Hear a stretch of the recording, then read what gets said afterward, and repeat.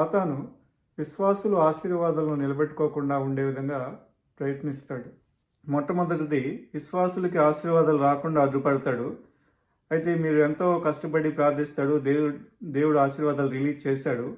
అయితే రెండవది, దేవుడి విశ్వాసులు ఆశీర్వాదాలు తీసుకోకుండా సాతాను అడ్డుపడతాడు. అయితే రెండవ దాన్ని కూడా అధిగమించారు. దాన్ని అధిగమించి దేవుడిచ్చిన ఆశీర్వాదాలు మీరు తీసుకున్నారు. అయితే మూడవది ఏంటంటే, విశ్వాసులు ఆశీర్వాదాలను చేజేతులరా చెడగొట్టుకునే విధంగా సాతాను పన్నాగం పొందుతాడు. అది ఎలాగంటే, ఉదాహరణకు మీకు ఒక కాలేజీలో సీట్ వచ్చింది అనుకోండి.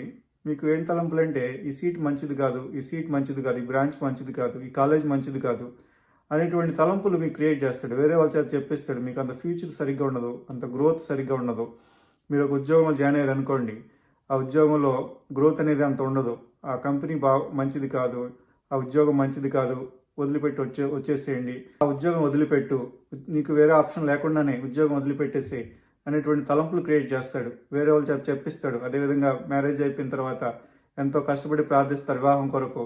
దేవుడిచ్చిన ఆశీర్వాదం తీసుకుని వివాహం చేసుకుంటారు. అయితే వివాహం అయిన తర్వాత ఈ సంబంధం మంచిది కాదు, విడాకులు ఇచ్చేసే, దేవుడిచ్చిన ఈ ఆశీర్వాదాన్ని చేతులారా పోగొట్టుకునే విధంగా సాతాను పన్నాగాలు పొందుతాడు.